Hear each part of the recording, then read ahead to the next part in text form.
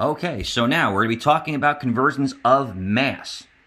Now, mass, for once, actually has less information on the customary side than it does on the metric side.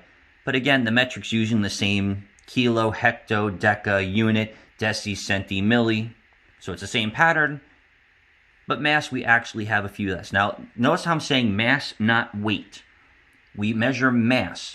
Now, even though here on Earth at sea level, mass and weight are the same thing, in space, like on the International Space Station, my mass would remain the same, even though my weight would be tremendously less. All right? So, here we go. 60 ounces is a pound. Now, we use lb from Latin.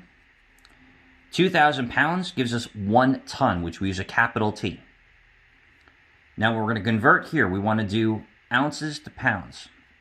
So again, we take what we're given, 58 ounces. Now we're going to figure out how to get rid of our ounces. So we're going to go ahead and, since our ounces are on top, we'll put the ounces on bottom. And then we have to get to pounds. So we have 16 ounces is 1 pound. So now we're going to do, crossing out our units. This will get us 58 over 16. Now we're going to reduce this down to a mixed number. So I'm going to take my handy dandy calculator, which you should all be using as often as possible. 58 divided by 16. Now it gets us 3 as our whole number, so 3 pounds. And then we have this decimal 625. So what we're going to do here is to keep this as a fraction to make our lives a little bit easier. First off, you should know that 0.625 is equal to 5/8, which is then equal to 10/16 because we are doing 16ths of a pound. But if you didn't know that, what you can do is take that same piece, that 0.625, and then multiply it by 16, and that would also give you 10. The reason why I multiply it by 16 is because there's 16 ounces in a pound. So we're technically taking 0.625 of a pound, 0.625 of 16, and we want it with 10 over 16, so you get 3 pounds and 10 ounces. Now the other way to do it would be 3 times 16 is 48. This would tell us how many ounces we have in pounds. Then 58 minus 48 equals 10, and this would be the left over. All right, now let's go ahead and go from 600 pounds to tons. Now I know we said 2,000 pounds is 1 ton, but now we want to deal with less than a ton. All right, so in this case, we're going to still have that 600 times the 2,000 pounds over 1 ton. The pounds cancel out. Again, we're over 1. This gives us 600 over 200.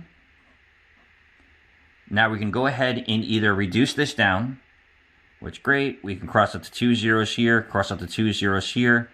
This gives us 6/20, which gives us 3/10, which is 0.3 tons or 3/10 of a ton.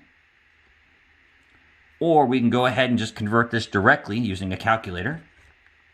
Take our top number, 600, divided by our denominator, 2,000, and we get our decimal of 0.3.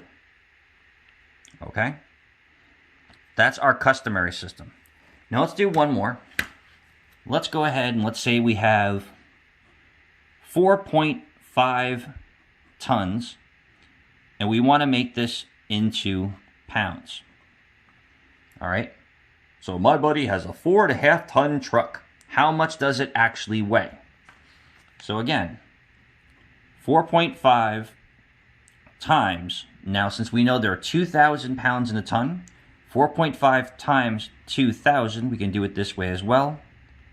We then, again, handy dandy calculator, 4.5 times 2,000 to get 9,000 pounds. So 9,000 pounds, again, would be our answer. Or we could go ahead and do 4.5 T times 2,000 pounds over 1 T. Tons cross out. We still wind up multiplying 4.5 times 2,000. That's the customary system. Now again, there's more math involved here. Then we get back to the metric system, where a lot of the math goes away, but now we just have to make sure that we know our prefixes. So again, in metric system, we use a gram. For the idea, a penny weighs a little bit more than a gram or so. All right. Now, most times in real life, you're going to use a kilogram, a gram, or a milligram. Grams are for small things. Kilograms are for huge things like us, like people. Not saying we're huge, but I'm saying we're bigger than a gram, that's for sure. And milligrams usually used for things like medicines or spices and things like that when you're cooking. So again, we're going to count whichever way we're going to get to our units. So here I'm going from grams to kilograms. So we're going to count the number of moves I make. 1 move, 2 moves, 3 moves. So we're going to take our, again, I'm going to write it here just for my own mental health. 4, 3, 2, 5. Now there's no decimal place written, so it means that's at the end. Remove it once, twice, 3 times to get 4.325 kilograms. Now to go from decagrams to milligrams. So here's decagrams. We're going over to here to milligrams. We're going to count our spaces. 1, 2, 3, 4 jumps. So we move our decimal place 4 now to the right. That's the direction I went to go from decagrams to milligrams. So here's 3.1. Once, twice, 3, 4 times. I'm going to put my decimal place down. Then I'm going to add my zeros in. So again, once, twice, 3, 4 spaces. I'm going to add my zeros in to fill in the empty places for the placeholders to get 31,000 milligrams. All right, now let's do one last one. Let's do this one over here. Actually, let's do this one right here. Let's say we had 4.5 milligrams, and I want to get this to be in kilograms. So we're going to go all the way across. 1, 2, 3, 4, 5, 6 spaces. So here's my 4.5. I'm going to move it over. 1, 2, 3, 4, 5, 6 spaces, put my decimal. Then I'm going to fill in those empty gaps. So I've got a gap here, a gap over this lump, a gap over this one, a gap over this one, gap over this one, and then I got to put my leading zero in. So I have 1, 2, 3, 4, 5, 6 zeros there. So 0.1, 2, 3, 4, 5, 4, and 5. And there goes in kilograms. It's a very, very, very small number of kilograms. All right, so there goes our units of capacity and our units of mass for the day, although I just did the units of capacity before. Again, if you have any questions, you can always email me or rewatch the videos.